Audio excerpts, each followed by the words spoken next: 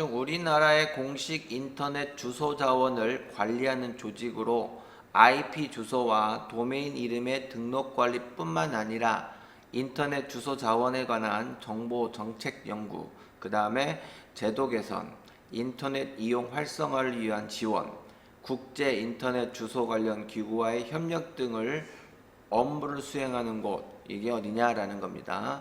www.kr, 인터닉, 그 다음에 kr닉, 그 다음에 knc 이렇게 되어 있는데요. 정답은 kr닉, 코닉 이렇게 되겠죠.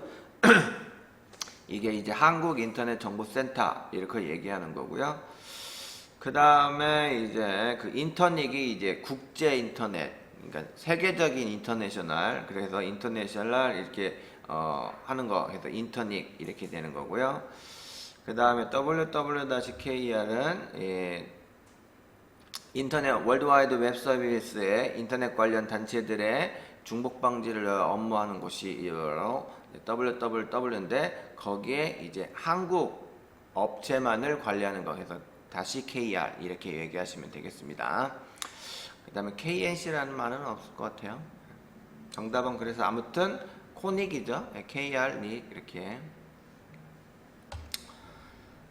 7번 다음 중 한글 윈도우에서 하드디스크에 저장된 파일을 다시 정렬하는 단편화 제거 과정을 통해 디스크의 읽기, 쓰기 성능을 향상시키는 프로그램이 있습니다.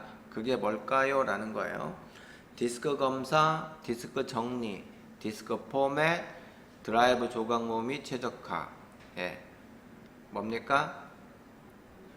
단편화하면 바로 디스크 조각 모음이다. 이렇게 보셔야 되겠죠. 디스크가 단편화되어 저장된 파일들을 한 곳에 모아서 최적화하는 작업, 이게 바로 디스크 드라이브 조각 모음 이렇게 보시면 됩니다. 비율이 10% 넘으면 디스크 조각 모음을 수행해야 한다 이렇게 되어 있는데요.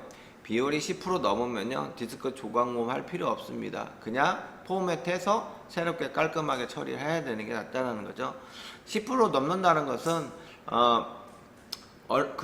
프로그램 설치를 했다가 지웠다가 제거했다가 막 이렇게 썼다 지웠다 그걸 계속 많이 했다라는 얘기예요. 그죠? 단편화를 제거하면 디스크의 수행 속도는 주소 공간이 다시 재정렬되기 때문에 수행 속도는 높아집니다. 그러나 디스크 조각 모음을 한다고 해서 디스크의 사용 공간이 늘어나느냐? 그렇지는 않다라는 거예요. 사용 공간이 늘어나려면 결국은 필요 없는 파일들을 제거해야 되는데 그런 제거하는 과정은 디스크 정리나 이렇게 해야 되겠죠. 그리고 이런 것들은 이제 그 C 드라이브, D 드라이브 이런 하드 디스크와 관련된 내용이지 네트워크 드라이브 그 다음에 CD롬 이런 것들은 디스크 조각 모음을 할 수 없습니다. 또 HDD 즉 하드 디스크는 이는 디스크 조각 모음을 하는데 SSD는 디스크 조각 모음을 할 필요가 없습니다. 요즘에 별로 추천하지 않는다 이렇게 보시면 되겠습니다. 8번 다음 중 아래 내용이 설명하는 네트워크 장비는 이렇게 되어 있습니다.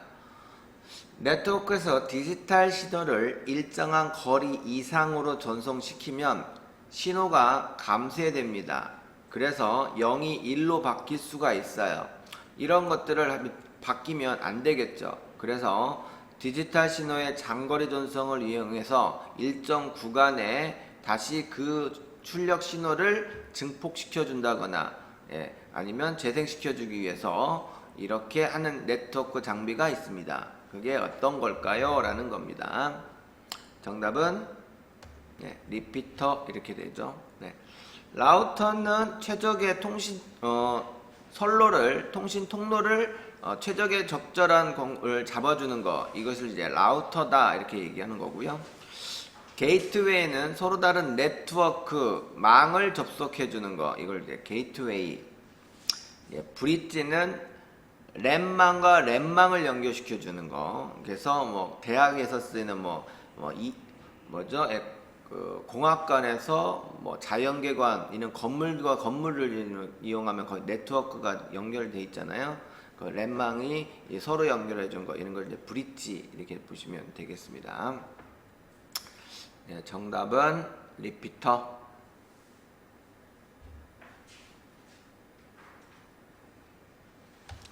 9번 다음 중 컴퓨터 특징에 관한 설명으로 옳지 않은 것은 컴퓨터에서 사용되는 용어 중 GIGO는 입력 데이터가 옳지 않으면 출력 결과도 옳지 않다는 의미의 용어로 garbage in, garbage out의 약자이다. 그래서 정확하게 입력을 해줘야 정확한 출력 결과값이 나온다 라는 뜻이에요. 여러분들이 정확하게 입력을 하지 않으면 올바르게 값이 나오지 않는다라는 얘기죠. 2번 호환성은 컴퓨터 기종에 상관없이 데이터 값을 동일하게 공유하여 처리할 수 있는 것을 의미한다. 컴퓨터의 처리 속도 단위는 킬로바이트, 메가바이트, 기가바이트, 테라바이트 등으로 표현한다. 컴퓨터 사용에는 사무처리, 학습, 과학계산 등 다양한 분야에서 이용될 수 있는 특징이 있으며 이러한 특징을 범용성이라 한다. 옳지 않은 건 뭘까요? 네, 정답은 3번입니다. 컴퓨터 처리 속도 단위는 미리세컨, 마이크로세컨, 나노세컨, 피코세컨, 펜토세컨, 아우터세컨 이렇게 해서 처리 속도 10-3승 그러면 1초 동안에 1000개의 명령어를 처리할 수 있는 능력을 갖고 있는 컴퓨터다 이렇게 되는 거죠. 미리세컨. 옛날 1960년대 쓰던 거예요. 지금은 10-12승 아니면 10-15승 정도로 이렇게 성능이 업되어 있죠. 그래서 요즘에는 피코나 펜토세컨으로 처리 능력을 갖고 있는 컴퓨터들이 있습니다. 굉장히 성능이 좋죠. 이런 걸 이제 처리 속도 단위라고 얘기를 하는 거고요. 킬로바이트, 메가바이트 이런 것들은 디스크 저장 장치에 대한 저장 용량 단위다라는 겁니다. 여러분은 집에 있는 하드디스크 몇 기가입니까? 이렇게 얘기하죠. 500기가잖아요. 500기가 바이트 이렇게 얘기하는 거겠죠. 네. 500기가 더하면 어떻게 돼요? 1000기가바이트죠. 그 1000기가바이트를 1테라바이트 이렇게 얘기하면 됩니다. 아셨죠? 네. 여러분들 집에 있는 건 1테라바이트다. 그러면 하드디스크 용량을 의미한다 라는 얘기고요. 램의 용량도 마찬가지입니다. 램의 용량은 조금 다소 작지만은 16기가, 8기가, 3기가 이렇게 되겠죠. 여러분 휴대폰에 있는 램의 용량은 몇 기가입니까? 그러면 3기가, 6기가, 4기가 이렇게 되어 있죠. 10번 다음 중 플래시 메모리에 대한 설명으로 옳은 것은 중앙 처리 장치와 주기억 장치 사이에 위치하여 컴퓨터의 처리 속도를 향상시키는 역할을 하는 게 플래시 메모리이다. 2번 보조기억 장치의 일부를 주기억 장치처럼 사용하는 메모리 관리 기법으로 주기억 장치보다 큰 프로그램을 불러와 실행해야 할 때 유용하다.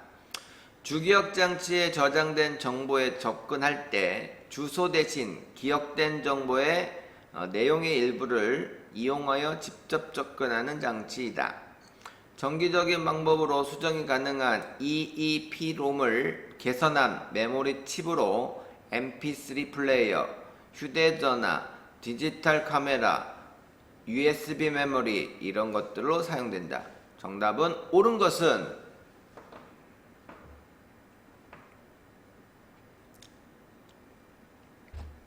이런 문제 틀리면 안 돼요. 맞았죠? 네. 정답은 4번입니다. 이걸 이제 플래시 메모리 이렇게 얘기를 하는 거고요. 1번 같이 중앙 처리 장치와 주기억 장치의 사이에 있어서 주기억 장치인 램이나 롬의 속도가 CPU를 따라가지 못해요. 거의 한 몇백 배 이상의 차이가 납니다. 속도 차가. 그래서 데이터를 주고받을 때 램에 있는 속도는 너무 느릿습니다. 그러면 그거를 조금 보완하기 위해서, 속도를 좀 보완하기 위해서 뭐냐? 예, 캐시 메모리가 있습니다. 그래서 여기는 CPU와 그 다음에 여기 중간에 있는 그 주기억 장치, 그래서 뭐 램이라든지 이런 것들을 이제 속도, 데이터를 주고받을 때 속도를 조금 보완하기 위해서 CPU 옆에 캐시 메모리가 이렇게 딱 있는 거예요. 이걸 이제 여기 있는 그 내용이다라는 얘기고, 보조기억 장치 일부를 주기억 장치처럼 사용하는 것을 이제 가상기억 장치를 하는데, 이게 뭐냐면 여기가 이제 주기억 장치고 이제 보조기억 장치예요. 여기가 보통 HDD, 즉 우리가 보통은 뭐 C 드라이브 뭐 이런 걸 의미하죠. 이렇게 해서 데이터를 합니다. 자, 그러니까 우리가 이제 한글 프로그램을 이렇게 설치를 해요. 한글 프로그램에 설치를 합니다. 그래서 한글 프로그램 설치를 하면 이제 하드디스크에 이렇게 깔리겠죠. 설치가 되겠죠. 근데 하드디스크 용량이 1GB예요. 1GB라고 합시다. 아니다, 그냥 2GB라고 합시다. 2GB예요. 근데 주 램의 용량이 1GB밖에 안 됩니다. 그러면 2GB 프로그램, 즉 여러분들이 한글 프로그램을 더블 클릭하면 여기 있는 보조 프로그램에 있는 프로그램이 어떻게 램 쪽으로 이렇게 옮겨집니다. 그래서 램 상주에서 여기서 한글 프로그램이 CPU와 데이터를 주고받으면서 작성을 하는 거예요. 문서 작성을. 그러다가 이제 저장을 하죠. 그러면 여러분들 저장하면 저장된 거는 따로 이렇게 보관이 되는 겁니다. 그리고 한글 프로그램은 다시 또 뒤로 오는 거죠. 닫기 하면 또 이렇게 다시 돌아와요. 그런데 문제는 한글 프로그램 용량은 2GB고 램의 용량은 1GB입니다. 이제 이거 작으니까 안 되겠죠. 그죠? 그래서 모든 프로그램이 이쪽으로 옮겨질 수가 없죠. 용량 차이가 있으니까. 그런데도 한글 프로그램은 돌아갑니다. 왜? 한글 프로그램 모든 기능을 동시에 사용하지는 않죠. 그죠? 특별하게 뭐 문서 작성이나 뭐 글꼴이라든지 뭐 이런 표 만든다든가 뭐 이런 특별한 걸 제외한 거는 자주 수행하는 것만 먼저 사용을 하죠. 그래서 하드디스크 용량의 일부를 가상기억 공간으로 이렇게 놓습니다. 그래서 1기가는 이거 쓰고 나머지 1기가는 여기다 보관을 하고 있어요. 이렇게 해서 동시에 이렇게 해가지고 단지 여기에 있는 기능들은 이제 뭐죠? 예, 불러와가지고 나중에 쓰는 거, 이런 것들을 이제 가상기억 장치다라는 얘기입니다. 그래서 주기억 장치 일부를 마치 주기억 장치처럼 쓰는, 눈속임하는 하는 것을 이제 가상기억 장치다 이렇게 얘기하면 되겠고요. 주기억 장치에 저장된 정보를 접근할 때 주소 대신 기억된 정보를 이용한다. 예. 메모리는 보통 공간이 있으면 여기에 있는 주소 부분이 있습니다. 100번지, 101번지, 뭐 102번지 뭐 이런 식으로 주소 공간이 있는데 여기에 이제 데이터가 이렇게 이렇게 데이터가 들어가 있어요. 여기에 뭐 데이터가 이렇게 들어가 있습니다. 그러면 거기에 주소 부분이 있어요. 원래는. 그래서 CPU에는 100번지에 있는 데이터 저장 불러와 뭐 이렇게 얘기하는데 이런 부분을 계속 찾다 보면 시간이 너무 오래 걸립니다. 그래서 한번 찾았던 내용을 다시 찾을 때는 인덱스를 둬가지고 이렇게 일부를 이용해서 바로바로 찾을 수 있도록 약간 도와주는 거, 이것을 이제 연관기억장치 이렇게 얘기를 하는 거예요. 이거는 어떻게 보면 연관기억장치라고 하는 것보다는 연관기억 그 기술, 뭐 그 다음에 여기도 가상기억 장치가 아니라 가상기억 그 뭐 기술 이렇게 얘기하는 게 올바른 표현이라고 볼 수 있습니다. 뭐 아무튼 플래시 메모리는 아니다라는 얘기죠. 아시죠?